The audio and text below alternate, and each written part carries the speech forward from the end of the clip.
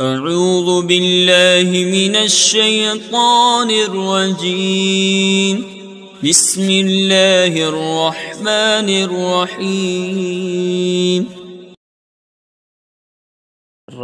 الرحیم جامع اصول الربا فی لغت المصطفیٰ صلی اللہ تعالیٰ علیہ وآلہ وسلم۔ ربا کا جو لغوی معنی ہے اسے ہم زیادتی کہتے ہیں۔ عربی میں کہیں تو ہی عبارۃ عن الفضل شرعا کل قرض جر منفعۃ فہو ربا۔ ربا کی کئی تعریفات ہیں، ان میں سے ایک یہ ہے۔ اس کا حکم ربا یعنی سود حرام قطعی ہے، اس کی حرمت کا منکر کافر ہے اور حرام سمجھ کر اس کا مرتکب ہونے والا فاسق مردود الشہادت ہے۔ ربا کے حرام ہونے پر دلائل ہیں، ان میں سے دو ہم یہاں پر ذکر کرتے ہیں۔ احل اللہ البیع وحرم الربا، آیت نمبر 275 سورۃ البقرہ میں اللہ تعالیٰ کا ارشاد ہے، اللہ تعالیٰ نے بیع کو حلال اور ربا یعنی سود کو حرام فرمایا۔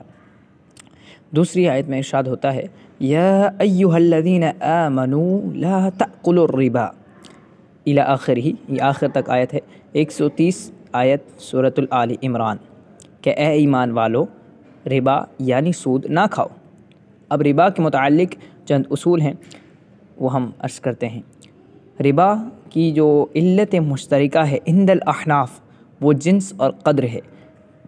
جنس اور قدر عند الاحناف ربا کی علت مشترکہ ہے۔ اب اس کے قواعد ہیں، اذا كان اسم شیئین واحد او عملہما واحد فهو جنس واحد، یعنی جب دو چیزوں کا نام اور کام ایک ہو تو وہ جنس واحد یعنی کہلاتی ہے، ایک جنس کہلاتی ہے۔ اس کی مثال مثالہ اقسام التمر المختلفۃ جنس واحد، ٹھیک۔ پھر ہے دوسرا، اذا كان الاسم والمقصد مختلفا فهو جنس مختلف، جب اسم کسی چیز کا نام اور مقصد میں فرق آ جائے تو پھر وہ ایک جنس نہیں کہلاتی بلکہ مختلف جنس کہلاتی ہے۔ اس کی مثالہ الشعیر والحنطۃ۔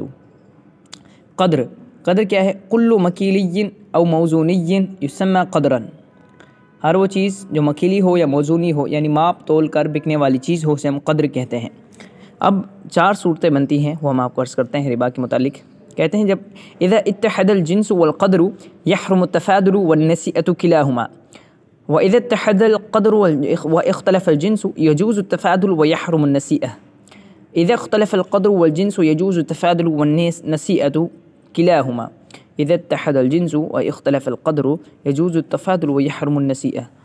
يتعلق النسيئة، یہ چار باتیں ہم عرض کر چکے، اب ایک اہم نکتہ ہے وہ عرض کرتے ہیں کہ تتعلق النسيئة باتحاد القدر، یعنی یحرم النسیئۃ عند اتحاد القدر یحرم التفاضل عند اتحاد الجنس، یہ بات۔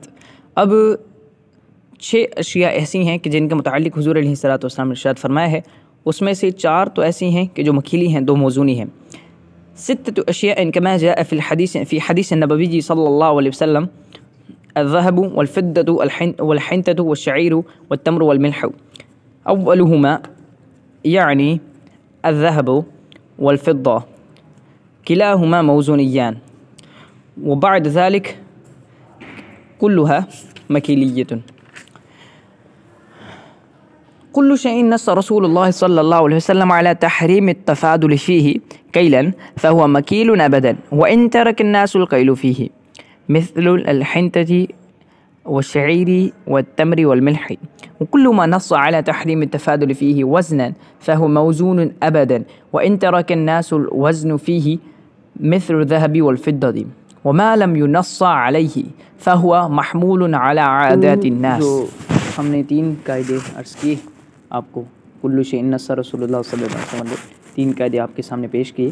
تو یہ جو تھا، اب یہ بھی قول تھا پہلے، اس کے بعد امام ابو یوسف رضی اللہ تعالی عنہ کا جو قول ہے وہ مختار ہے، اور اعلیٰ حضرت امام اہل سنت رحمہ اللہ نے بھی 17ویں جلد فتاوی رضویہ شریف میں اس کو تحریر فرمایا ہے۔